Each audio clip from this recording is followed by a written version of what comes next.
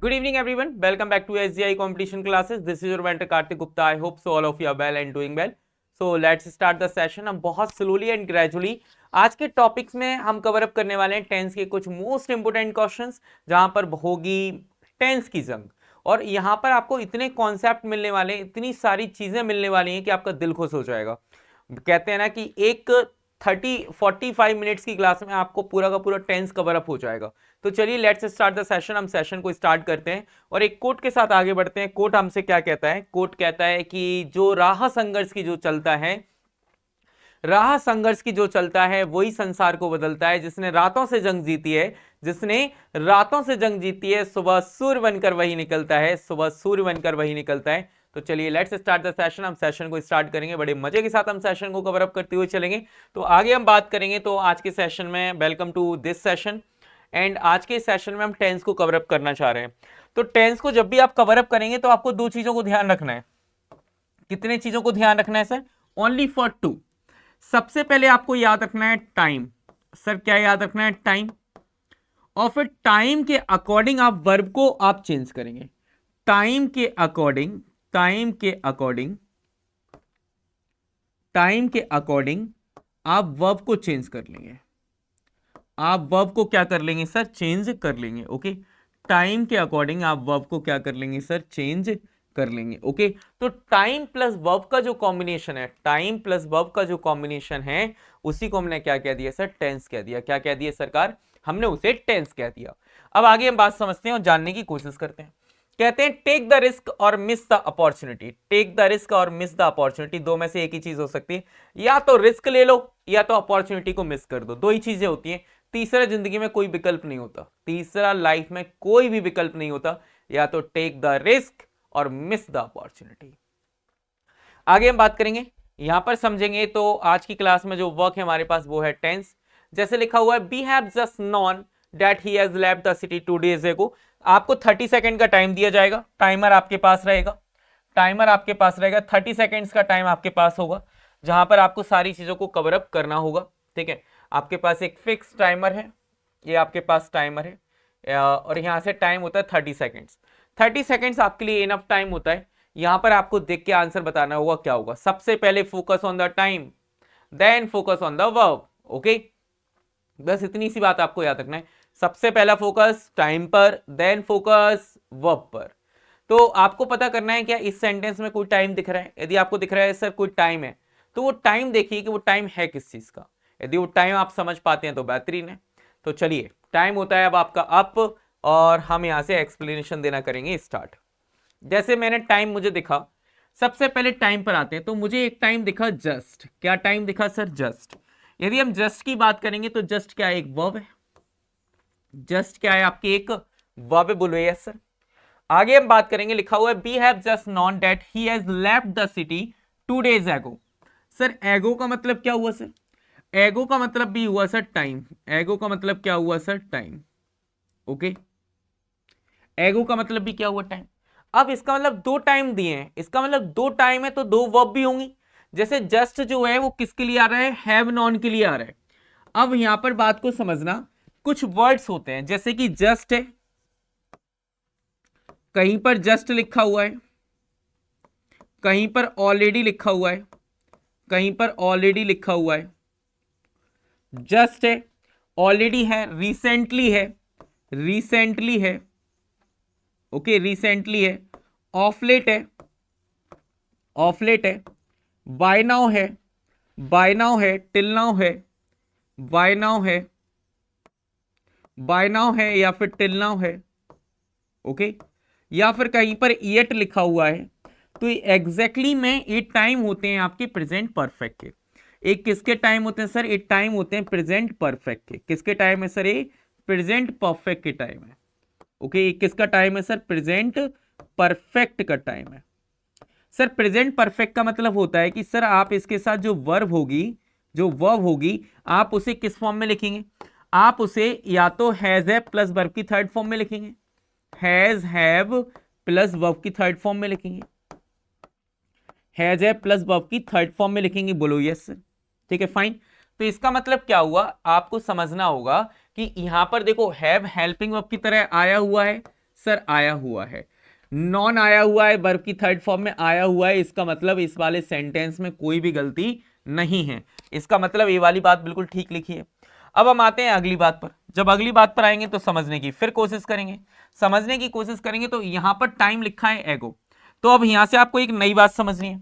क्या नई बात समझनी है? कि सर यहां पर आपको कुछ नई चीजों को समझना है और यहां से समझना पड़ेगा। जैसे कुछ टाइम होते हैं एगो, कुछ टाइम होते हैं एगो, फिर होता है अर्ली, या कहीं पर लिखा है अर्ली, ओके, लिखा हुआ है यस्टरडे, यस्टरडे, ओके, फिर लिखा हुआ है in childhood, in childhood, in childhood, okay, फिर आपके पास आया इन यस्टरडे आया, अर्ली आया, इन चाइल्डहुड आया, इन 2009 आया, या कोई भी पास्ट का टाइम आया, या फिर लिखा हो इन द पास्ट। क्या लिखा हो सर? इन द पास्ट लिखा हो, इन द पास्ट, ओके। फिर आपके पास इन द पास्ट लिखा हो, इन 2009 लिखा हो, या फिर लिखा हो आपके पास इन 2021, 2021, last Monday, last Monday, last day, last Monday, last day, okay, last day लिखा हो, लास्ट ईयर लिखा हो। तो इसका मतलब पता क्या होता है? एक्सेट्रा, ये जितने भी ये टाइम होते हैं ना, ये सारे के सारे टाइम पास्ट को इंडिकेट करते हैं। किसको इंडिकेट करते हैं सर? ये टाइम सारे के सारे पास्ट को इंडिकेट करते हैं। इसका मतलब ये पास्ट इंडेफिनिट टेंस बनाते हैं। कौन सा टेंस बनाते हैं सर? पास्ट इंडेफिनिट टेंस बनाते हैं। और यदि पास्ट इंडेफिनिट टेंस बनाते हैं तो इनके साथ हम वर्ब की सेकंड फॉर्म का यूज करते हैं। वर्ब की सेकंड फॉर्म का हम यूज करते हैं, वर्ब की सेकंड फॉर्म का हम यूज करते हैं, ओके। तो वर्ब की हम सेकंड फॉर्म का यूज करते हैं, तो इसका मतलब देखो क्या यहां पर वर्ब की सेकंड फॉर्म है। तो जब हमने यहां आकर देखा कि लिखा हुआ है हैज लेफ्ट, तो यहां पर तो हैज ए प्लस वर्ब की थर्ड फॉर्म लिखी हुई है। इसका मतलब सर ये गलत है, इस हैज को हमें हटाना होगा और इसे वर्ब की सेकंड फॉर्म बनानी होगी। और लीव की सेकंड फॉर्म भी लेफ्ट होती है और थर्ड फॉर्म भी लेफ्ट होती है। तो करेक्ट आंसर क्या हो जाएगा सर? हैज को रिमूव किया जाएगा, ओनली लेफ्ट लिखा जाएगा, ओके।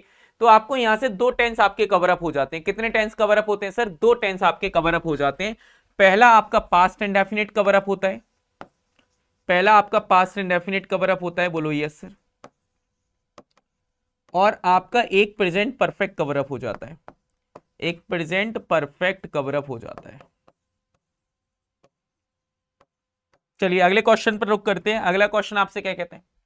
ये सबसे मोस्ट इंपोर्टेंट क्वेश्चन और एसएससी का फेवरेट क्वेश्चन, और इवन मैं कह रहा हूं एसएससी का ही नहीं, आप किसी भी एग्जाम की बात कर लें, किसी भी कॉम्पिटेटिव एग्जाम्स की बात करें, किसी भी कॉम्पिटेटिव एग्जाम्स की, उन सबका फेवरेट क्वेश्चन है, favourite, one of the most favourite question. Sir कैसे? अब यहां से एक कॉन्सेप्ट आता है, बात को समझना, ठीक है। एक वर्ड होता है सर बिफोर, एक वर्ड क्या होता है सर? बिफोर, बड़े ध्यान से समझना। एक शब्द होता है सर आफ्टर। अब हम प्रैक्टिस करने पर हैं इसलिए बहुत डेप्थ में नहीं जाएंगे। एक क्या है? आफ्टर। यहां पर आपको समझना होगा एक कहानी कि बिफोर और आफ्टर में, बिफोर और आफ्टर की बात करेंगे तो ये दोनों के दोनों कंजंक्शन होते हैं, ये दोनों के दोनों कंजंक्शन होते हैं, ओके। ये दोनों के दोनों क्या होते हैं सर? कंजंक्शन होते हैं, फाइन। यदि ये दोनों के दोनों कंजंक्शन होते हैं तो यहां पर बात को समझना, यहां पर बात को समझेंगे। यदि बिफोर का मतलब होता है, यदि यहां पर, यहां से बात को समझना, दोनों के पहले यदि यहां पर बात करें, चाहे फिर आप यहां पर बात करें, ओके। यदि हम यहां पर बात करते हैं और इनके बीच में, इनके बीच में दोनों के पहले, दोनों के पहले इस तरफ भी पास्ट लिखा हो और इस तरफ भी क्या लिखा हो? पास्ट लिखा हो। इस तरफ भी क्या लिखा हो? पास्ट लिखा हो। तो बात को यहां से समझना पड़ेगा आपको कि यदि दोनों के पहले पास्ट है तो बिफोर का मतलब क्या होता है? पहले। तो याद रखना बिफोर का मतलब है पहले, तो पास्ट परफेक्ट आएगा पहले, पास्ट परफेक्ट आएगा पहले, ओके। आफ्टर का मतलब होता है बाद में, तो पास्ट परफेक्ट आएगा बाद में, पास्ट परफेक्ट आएगा बाद में,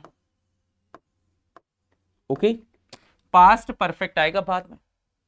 अब बात को समझना, बिफोर का मतलब पहले, तो पास्ट परफेक्ट पहले, आफ्टर का मतलब बाद में, तो पास्ट परफेक्ट बाद में, और इसके बिफोर के बाद में क्या आ जाएगा? पास्ट इंडेफिनिट आ जाएगा, ओके। और आफ्टर के पहले क्या आ जाएगा, पास्ट इंडेफिनिट आ जाएगा। एक कॉन्सेप्ट है, मोस्ट इंपोर्टेंट कॉन्सेप्ट है। जैसे सपोज करते हैं, यहां पर क्या लिखा हुआ है सर, यहां पर लिखा हुआ है बिफोर। सर बिफोर के पहले क्या लिखा हुआ है, दे हैड टेलीफोन, तो इसका मतलब यहां पर लिखा हुआ है पास्ट परफेक्ट। बिफोर के पहले लिखा हुआ है पास्ट परफेक्ट, ओके। तो इसका मतलब बिफोर के बाद क्या आएगा, पास्ट इंडेफिनिट आएगा। बिफोर के बाद क्या आएगा सर, पास्ट इंडेफिनिट आएगा। तो सर यहां पर हैड नहीं होगा, यहां पर ओनली क्या होगा सर, एंटर्ड होगा। क्या होगा, एंटर्ड लिखा जाएगा, ओके। ओनली क्या लिखा जाएगा सर, एंटर्ड लिखा जाएगा। Got it. ये मोस्ट इंपोर्टेंट क्वेश्चन है, मोस्ट इंपोर्टेंट क्वेश्चन जो आपके एग्जाम पॉइंट ऑफ व्यू से बहुत इंपोर्टेंट है। यहां पर आपके क्वेश्चन बनते हैं, मींस बनते हैं। तो बिफोर का मतलब पहले, तो पास्ट परफेक्ट पहले, आफ्टर का मतलब बाद में, तो पास्ट परफेक्ट बाद में। ये छोटी छोटी बातों को आपको समझना है, आपको याद रखनी है और आगे आपको बढ़ना है। Got it. I hope so इतनी बात आपको क्लियर हो ही गई होगी। चलिए आगे बात करते हैं। आगे बात करेंगे, लिखा हुआ when it became useless we shall surely sell it, okay. अब यहां पर बात को समझना है। अभी तक देखो यहां पर हमने क्या क्या सीख लिया, यहां पर तीसरा टेंस हमने सीखा past perfect, past perfect, okay. मतलब हर चीज को जानते हुए चलेंगे, ऐसा नहीं है सिर्फ हमने कहानी को खत्म कर दिया, नहीं।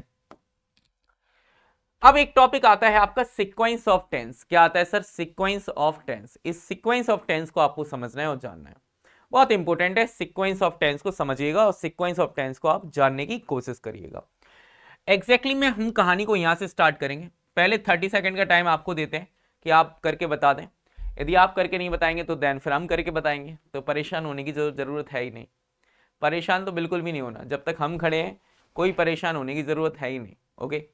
चलो, तो आई होप सो कि इतने तक आंसर आ जाने चाहिए आप सबके, लेकिन अब तक आंसर नहीं आए, खैर कोई बात नहीं। अब आगे हम बात करेंगे, तो यहां से समझना, जब भी हम बात करते हैं सर सीक्वेंस ऑफ टेंस की, किसकी बात करते हैं सर, सीक्वेंस ऑफ टेंस की, सीक्वेंस ऑफ टेंस की, सीक्वेंस ऑफ टेंस की, ओके। बड़े अंडरलाइन तरीके से आप क्वेश्चन को समझिएगा। क्या करेंगे सर, सीक्वेंस ऑफ टेंस की बात करते हैं। सीक्वेंस ऑफ टेंस की यदि हम कहानी को यहां से समझेंगे, तो एग्जैक्टली में सीक्वेंस का मतलब क्या होता है कि जब यदि बात सीक्वेंस की हो रही है, इसका मतलब मोर देन 2 की बात हो रही है। अब वो मोर देन 2 कुछ भी हो सकता है। जब लेकिन हम किस चीज की बात कर रहे हैं, टेंस की, तो यहां पर मोर देन 2 क्लॉजेस होंगी। 2 क्लॉजेस का मतलब होता है sir small sentence, small sentence, okay. मतलब सेंटेंस के अंदर भी जो छोटा सेंटेंस होता है उसे हमने कह दिया स्मॉल सेंटेंस। क्या कहा सरकार, हमने उसे स्मॉल सेंटेंस कहा। अब यहां से बात को समझिए, यहां से हम कहानी को समझेंगे। स्मॉल सेंटेंस का मतलब है क्या, बात को समझना। जैसे कि एक पूरा का पूरा ये सेंटेंस है, बोलो यस सर। इसके अंदर 2 छोटे सेंटेंस मैंने बना दिए। एक मैंने बना दिया आपका ए वाला, ठीक है, और फिर मैंने दूसरा बना दिया सर ए वाला। इसका मतलब यहां पर कितनी क्लॉजेस हैं sir, there are 2 clauses. 2 small sentence है, एक क्लॉज नंबर 1 और एक क्लॉज नंबर 2, क्लॉज नंबर 2। अब बात को समझना, जो क्लॉज होती है वो 2 टाइप की होती है। How many types of clause sir, there are 2 types of clause. एक होती है सर मेन क्लॉज, एक क्या होती है सर, मेन क्लॉज, ओके। एक होती है सर आपकी main clause, the other is other clause. Other clause means हो गया सबऑर्डिनेट क्लॉज। अदर क्लॉज का मतलब क्या हो गया sir, subordinate clause, okay. Sir other clause का मतलब हो गया सबऑर्डिनेट क्लॉज। जो भी क्लॉज का इसकी एक खास बात है, मेन क्लॉज अकेली आएगी, main clause without conjunction, without conjunction, okay, without conjunction आएगी, ओके फाइन। और जो अदर क्लॉज होगी विथ कंजंक्शन आएगी, विथ कंजंक्शन आएगी, मतलब इसके साथ कुछ ना कुछ चीजें जोड़ने के लिए आएंगी। अब बात को समझना कि यदि ये मेन क्लॉज है तो इसके पहले कोई भी कंजंक्शन नहीं होगा। यदि ये मेन क्लॉज है तो, यदि ये मेन क्लॉज है तो इसके पहले कोई भी कंजंक्शन नहीं होगा। और कोई यदि अदर क्लॉज है तो अदर क्लॉज के बीच में, अदर क्लॉज के बीच में, यहां से बात को समझिएगा, अदर क्लॉज यहां पर जो लिखी है इसके बीच में क्या होगा सर, कंजंक्शन होगा। क्या होगा सर, कंजंक्शन होगा, that is other clause, okay fine. तो यहां पर आपको समझने की कोशिश करना है कि एक मेन क्लॉज होगी, एक अदर क्लॉज होगी। अब यहां से बात को समझना, जैसे कि इस वाले सेंटेंस में देखें, तो ए लिखा हुआ है subject it became useless, okay. इसका मतलब ये मेन क्लॉज तो हो नहीं सकती क्योंकि इसके पहले लगा है कंजंक्शन, व्हेन क्या लगा हुआ है कंजंक्शन, तो इसका मतलब ए वाली क्लॉज है वो है अदर क्लॉज। कौन सी क्लॉज है सरकार? Other clause, okay. और इसके बाद लिखी हुई जो क्लॉज है लिखा हुआ है we shall surely sell it, okay, surely sell it. ये आपकी क्या है सर? Main clause. ये क्या हो जाएगी सर? मेन क्लॉज, क्योंकि कोई भी कंजंक्शन इसके पहले नहीं है। अब यहां से आपको क्या समझना है सर? यहां से आपको समझना है कॉन्सेप्ट। क्या समझना है सर? कॉन्सेप्ट। कॉन्सेप्ट आपसे क्या कहता है? यहां से कॉन्सेप्ट समझने की कोशिश करिए। एक एग्जैक्टली में एक होती है मेन क्लॉज, एक क्या होती है सर? Main clause, okay. एक क्या होगी सर? Main clause. दोस्तों बड़े ध्यान से समझते रहिएगा, मोस्ट इंपोर्टेंट टॉपिक है, मोस्ट इंपोर्टेंट। एक है सर मेन क्लॉज, एक है आपकी अदर क्लॉज। एक क्या है आपकी? Other clause. एक क्या है आपकी? Other clause. तो बात को यहां से समझना है क्या? यहां से हम कहानी को समझेंगे। तो यदि मेन क्लॉज आपकी फ्यूचर में है, मेन क्लॉज आपकी किस में है सर? फ्यूचर में। फ्यूचर का मतलब क्या लिखा है? बिल शैल कहीं पर लिखा हुआ है तो ये फ्यूचर है, ओके, ठीक है। तो अदर क्लॉज हमेशा प्रेजेंट में जाएगी। Other clause always comes in present, okay. यदि मेन क्लॉज आपके पास्ट में है, यदि मेन क्लॉज आपकी पास्ट में है तो सबऑर्डिनेट क्लॉज जो है वो भी आपकी पास्ट में होगी। वो भी कैसे में होगी सर? पास्ट में होगी। और यदि मेन क्लॉज आपकी, यदि बात समझना है, यदि मेन क्लॉज आपकी प्रेजेंट में है, किसमें है सर? प्रेजेंट में। मेन क्लॉज आपकी प्रेजेंट में, तो जो अदर क्लॉज होगी वो किसी में भी हो सकती है, एनी। किस में हो सकती है सर? एनी। अब एनी का मतलब सर वो प्रेजेंट में भी हो सकती है, अकॉर्डिंग टू सेंस वो पास्ट में भी हो सकती है, वो कॉन्टिन्यूअस में भी हो सकती है, सॉरी कॉन्टिन्यूअस क्या, वो आपकी फ्यूचर में भी हो सकती है, वो आपकी फ्यूचर में भी हो सकती है। Got it? अब यहां पर आपको समझना है, इस वाले क्वेश्चन को देखना है। आपने यहां पर देखा कि सर यहां पर लिखा है शेल, मेन क्लॉज में क्या लिखा है सर? शेल। फ्यूचर लिखा हुआ है। यदि मेन क्लॉज में फ्यूचर है, यदि मेन क्लॉज में फ्यूचर है तो अदर क्लॉज में क्या होगा सर? प्रेजेंट होगा। अदर क्लॉज में क्या होगा सरकार? प्रेजेंट होगा। क्या यहां तक कोई दिक्कत? कोई दिक्कत नहीं है। इसका मतलब क्या होगा सर? प्रेजेंट होगा। इसका मतलब इट बिकेम नहीं होगा सर, इट बिकम्स होगा। क्या होगा? क्योंकि प्रेजेंट के लिए हम वर्ब की फर्स्ट फॉर्म का यूज करते हैं, और जब भी बात प्रेजेंट की होगी तो प्रेजेंट में वर्ब की फर्स्ट या फिफ्थ फॉर्म का यूज करते हैं। तो इट के अकॉर्डिंग क्या हो जाएगा सर? इट बिकम्स हो जाएगा। क्या हो जाएगा सर? इट बिकम्स हो जाएगा। Got it? आई होप सो ये बात क्लियर हो गई होगी आपको। चलिए नेक्स्ट क्वेश्चन की तरफ आते हैं। A rolling stone will gather no moss. एक बहुत अच्छा क्वेश्चन है, एग्जाम में कई दफा पूछा जा चुका है। यदि आप प्रीवियस ईयर पेपर को उठाकर देखेंगे तो you can find many times, you can find many times. ये बड़ा गजब सा क्वेश्चन है।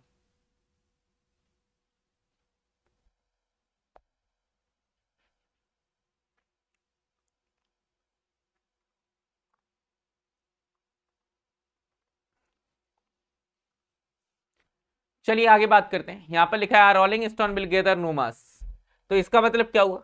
A rolling will gather no moss exactly में क्या है? एक प्रोवर्ब है। एक क्या है सर? प्रोवर्ब है। This is a proverb, this is a proverb. एक क्या है सर? प्रोवर्ब है। यदि सरकारी प्रोवर्ब है, मान लीजिए हैं क्या है सर? ये प्रोवर्ब है। यदि ये प्रोवर्ब है, ठीक है सर, ये क्या है? प्रोवर्ब है। अच्छा एक चीज बताओ, प्रोवर्ब तो कई साल पहले, मतलब पास्ट में टाइम की बात करें इसके प्रोवर्ब का, प्रोवर्ब को मतलब हिंदी में कहते हैं कहावतें, कहावतें, ओके। प्रोवर्ब को बात को समझने की कोशिश करना, टाइम के अकॉर्डिंग हम बात करेंगे, ठीक है। टाइम एग्जैक्टली क्या होगा सर? या तो टाइम पास्ट में भी, क्या पास्ट में ये बोली जाती थी? Yes sir.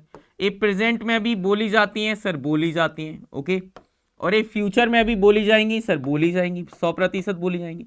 इसका मतलब हमें ये नहीं पता ये कब से शुरू हुई थी, कब ये खत्म होंगी। इसका मतलब ये जो है वो इंडेफिनिट है। इसका मतलब ये ऑलवेज ऑल टाइम वैलिड है। ऑल टाइम वैलिड हुई चीज को, एक ऐसी चीज जो कि ऑल टाइम वैलिड है, एक ऐसी चीज जो कि ऑल टाइम वैलिड है, इसका मतलब तो यही हुआ ना कि सर वो इंडेफिनिट है। तो याद रखना, जितनी भी प्रोवर्ब्स होती हैं, जितनी भी प्रोवर्ब्स होती हैं, जितनी भी प्रोवर्ब्स होती हैं, उन्हें हम इंडेफिनिट में लिखते हैं।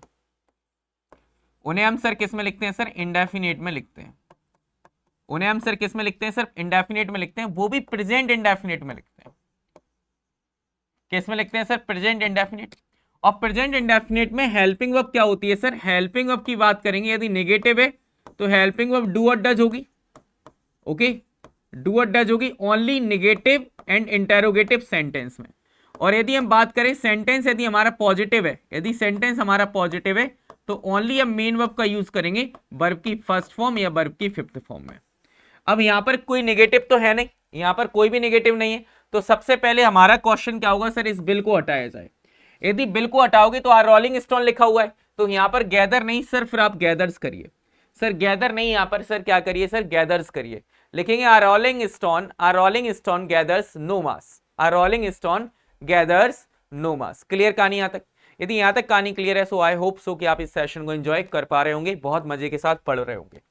अगला question, father said to us कि it is high time you take decision regarding your career. अब आएगा मजा। एग्जैक्टली में ये टेंस का कॉन्सेप्ट हम लोगों ने बना दिया है, एग्जैक्टली में कॉन्सेप्ट टेंस का है नहीं, ये टेंस का कॉन्सेप्ट है नहीं, लेकिन हम टेंस में पढ़ लेते हैं। लेकिन खैर कोई बात नहीं, जब हम टेंस में पढ़ते हैं तो दिक्कत क्या है? कोई दिक्कत नहीं।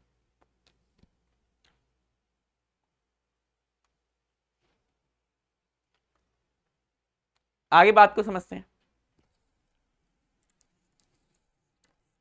आगे बात को समझने की कोशिश करेंगे। लिखा हुआ है father said to us, father said to us, कि फादर क्या है?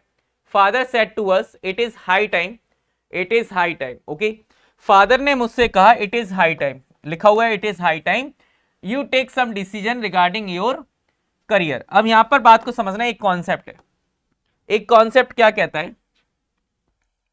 एक कॉन्सेप्ट क्या कहता है? एक कॉन्सेप्ट क्या कहता है? अब यहां से बात को याद रखना, एक कॉन्सेप्ट क्या कहता है कि इट इज हाई टाइम। एक कॉन्सेप्ट होता है it is high time, it is time, it is time. Okay, it is high time, it is high time, it is high time, it is high time, it is about time, it is about time, it is about time. ठीक है, ये लिखे हैं it is time, it is time, it is high time. यदि ये शब्द लिखे हुए हैं, बात को समझना, तो एग्जैक्टली में आप इनके साथ वर्ब की सेकंड फॉर्म का यूज करते हैं, वर्ब की सेकंड फॉर्म का यूज करते हैं, याद रखना। और सर ये एग्जैक्टली में प्रेजेंट की इमेजिनेशन को शो करते हैं। ये it shows, it shows, it phrases show, ये क्या शो करते हैं? It shows the imagination of present, the imagination of present. ये रियल एक्शन नहीं है, एक अनरियल एक्शन है। The imagination of present, the imagination of present. Okay, ये बात याद रखना। जैसे लिखा हुआ है father said to us it is high time, it is high time. Okay, तो हाई टाइम के बाद क्या होगा सर? हाई टाइम के बाद होता है यू टेक, नहीं होगा सर, यू टुक होगा। क्या होगा sir? You took. Okay, you took some decision regarding your career. So father said to us it is high time you took some decision regarding your career. Got it? I hope so इतनी बात आपको clear हो गई होगी। अगले question में चलते हैं। This is the first time that we have such an interesting movie. This is the first time, ये पहली बार है कि that we see such an interesting movie. इसका मतलब इसमें आप दो चीजों का यूज कर सकते हैं। इसका मतलब ये वाली बात हुआ कि दिस इज द पहली बार है कि हम ये मूवी को देख रहे हैं। This is the first time, this is the second time, this is the third time, this is the fourth time. तो इसका मतलब क्या है? इसके पहले आपने कोई मूवी नहीं देखी, इसके पहले मूवी नहीं देखी, आपने फर्स्ट टाइम मूवी देख चुके हो, ये पहली मूवी थी जो आप देख चुके हो। तो एक बात याद रखना, कहीं पर लिखा हो this is the first time, this is the first time, ये प्रेजेंट परफेक्ट का कॉन्सेप्ट है। This is the first time, this is the first time. फिर आता है sir this is the second time, या सेकेंड टाइम लिखा हो the second time है, द सेकेंड टाइम। कहीं पर लिखा हो the third time, the third time.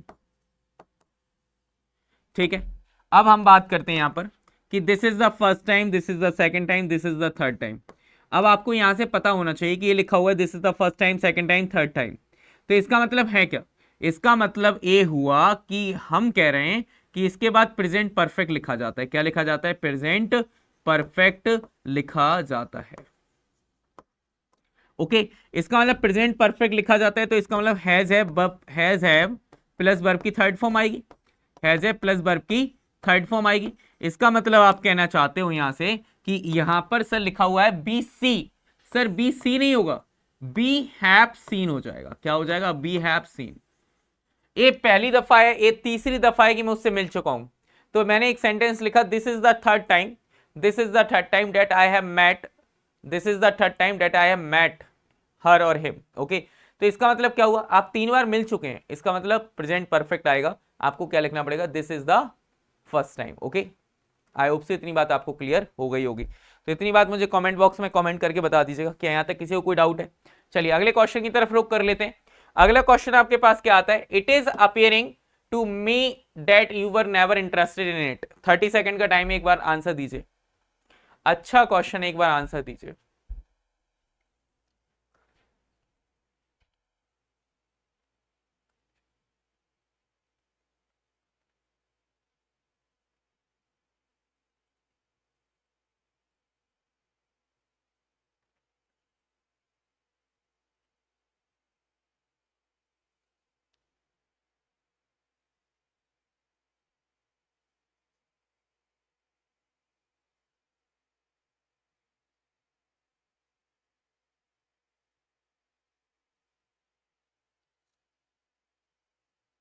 चलिए इसका आंसर हम पता करते हैं।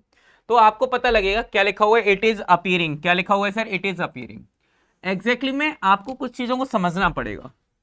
एग्जैक्टली में एक वर्ब होती है स्टैटिक वर्ब। कौन सी वर्ब होती है सर? स्टैटिक वर्ब होती है।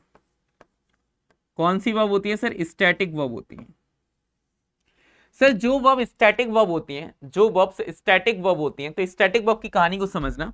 ऐसी वर्ब जो कि फीलिंग से रिलेटेड हो, ऐसी वर्ब्स जो कि फीलिंग से रिलेटेड हो, या आपके कोई सेंस से रिलेटेड हो, या फिर आप कहें फीलिंग से रिलेटेड है, सेंस से रिलेटेड है, पोजीशन से रिलेटेड हो, पोजीशन से रिलेटेड हो, या फिर वो आपके माइंड से रिलेटेड हो, वो आपके माइंड से रिलेटेड हो। ओके, या वो आपके माइंड से रिलेटेड हो। ठीक है, ऐसी वर्ब्स को कभी भी कॉन्टिन्यूअस फॉर्म में नहीं लिखते। ऐसी वर्ब्स को कभी भी बी प्लस में आईएनजी में नहीं लिखा जाता। तो जैसे अपीयरिंग जो है, अपीयरिंग आपकी मेंटल वर्ब है, इसका मतलब सर अपीयरिंग नहीं होगा, आपको लिखना पड़ेगा it appears to me, it appears to me, it appears, it appears to me. क्या लिखना पड़ेगा sir? It appears to me. Got it? ये छोटी छोटी बातें आपको याद रखनी पड़ेंगी बस। या दुनिया भर की, या तो आप दुनिया भर की वर्ब को रट लो। ए वर्ब, फील है, लव है, कंसीडर है, आपके पास जितनी भी वर्ब हो सकती है, हैव है, इट्स है, ऑन है, कंसिस्ट है, कंटेनिंग है, कंटेन है, इन सब को हम आईएनजी फॉर्म में नहीं लिखते। As a main verb, as a main verb, as a main verb. Okay, लेकिन अब यहां से ही हम एक बात और कर लें। यहां से हमने आपके सामने कहा कि सर इट अपीयर्स लिखा हुआ है, इट अपीयर्स टू मी, तो आपका मतलब क्या है सर? इसे हम आईएनजी फॉर्म में मेन वर्ब की तरह नहीं लिख सकते। वैसे तुम इसे एडजेक्टिव की तरह लिखो, किसी की तरह लिखो, कोई फर्क नहीं पड़ेगा, लेकिन आईएनजी फॉर्म की तरह नहीं लिख सकते। जैसे लव है, फीलिंग की वर्ब है, सेंस टच है, टचिंग नहीं हो सकता, पोजीशन नहीं हो सकता। जैसे पोजीशन का मतलब है बिलोंग। ओके, मेंटल वर्ब है तो नो, कंसीडर, ये आपकी मेंटल वर्ब है, ये आपकी क्या है सर? मेंटल वर्ब है। ओके, चलिए अगले क्वेश्चन की तरफ रुक करते हैं। लिखा हुआ everyone knew well why he is absent from the class. हर कोई जानता था कि why he is absent from the class. अब बात को समझना, मेन क्लॉज किसमें है सर? आपकी सर मेन क्लॉज है आपकी पास्ट में, तो सबऑर्डिनेट क्लॉज भी किसमें होनी चाहिए? इस पास्ट में। तो क्या आएगा? He was. क्या आ जाएगा? He was. ओके, चलिए अब आगे बात करते हैं। The man had started journey again after the sun had risen. इसके मैं तो हेल्प मैं बिल्कुल करूंगा ही नहीं, बिल्कुल कतई हेल्प नहीं करूंगा आपकी। अब आपको खुद करना होगा इसकी हेल्प। इसमें क्या होना चाहिए? What is the correct answer? The man had started the journey again after the sun had risen. तो आपको पता है आफ्टर का मतलब यदि दोनों तरफ पास्ट है, तो देखो यहां पर भी हेड है, वहां पर भी हेड है, मतलब पास्ट है। आफ्टर का मतलब बाद में, तो मतलब पास्ट परफेक्ट बाद में। तो आफ्टर के बाद पास्ट परफेक्ट लिखा है क्या? आफ्टर का मतलब बाद में, तो पास्ट परफेक्ट का मतलब क्या हुआ? हेड प्लस वर्ब की थर्ड फॉर्म। यस सर, ये पास्ट परफेक्ट लिखा हुआ है। ये पास्ट परफेक्ट आपका लिखा हुआ है, ये पास्ट परफेक्ट आपका लिखा हुआ है, कोई दिक्कत नहीं है, यहां तक कोई दिक्कत नहीं, ठीक है। चलिए आगे बात करते हैं हम यहाँ पर। अब पास्ट आफ्टर के पहले क्या आएगा सर, पास्ट इंडेफिनिट। तो लेकिन यहां पर तो पास्ट इंडेफिनिट के लिए सर यहां पर क्या आना चाहिए, सर यहां पर आना चाहिए पास्ट इंडेफिनिट। और सरकार यदि यहां पर पास्ट इंडेफिनिट आना चाहिए, पास्ट इंडेफिनिट आना चाहिए, इसका मतलब क्या हुआ, यहां पर वर्ब की सेकंड फॉर्म का यूज करेंगे। तो यहां पर हैड हटाओ, ओनली स्टार्टेड का यूज करोगे, ओनली स्टार्टेड का आप यूज करेंगे। ओके, अगला क्वेश्चन समझना। We did not learn anything yet from our failures। तो एक बार कमेंट करके मुझे बताना, मैंने आपको बताया था कि कहीं पर जस्ट है, कहीं पर ऑलरेडी है, कहीं पर ऑलरेडी है, ठीक है, कहीं पर जस्ट है, कहीं पर ऑलरेडी है, जस्ट है, ऑलरेडी है, रिसेंटली है, रिसेंटली है, ओके, जस्ट है, ऑलरेडी है, रिसेंटली है, बाय नाउ है, बाय नाउ है, टिल नाउ है, बाय नाउ है, टिल नाउ है, येट है, येट है, ठीक है, रिसेंटली है, रिसेंटली है, एक्सेट्रा। हम इनमें किसका यूज करेंगे, तो आपको पता होना चाहिए इन सब के साथ हम प्रेजेंट परफेक्ट का यूज करते हैं। किसका यूज करते हैं, प्रेजेंट परफेक्ट का यूज करते हैं, प्रेजेंट परफेक्ट का यूज हम करते हैं। ओके, इसी को हमने क्या कहा कि we did not learn anything yet from our failures. इसका मतलब क्या हो जाएगा, हमें यहां पर लिखना पड़ेगा we have not, we have not, we have not learned, we have not learned, okay, we have not learned anything, we have not learned anything yet from our failures. Got it. तो आज के लिए बस इतना ही काफी है। And सभी को बाय बाय, टेक केयर, हंसते रहिए, मुस्कुराते रहिए, खुश रहिए। Thank you so much for watching this session. Bye bye, take care.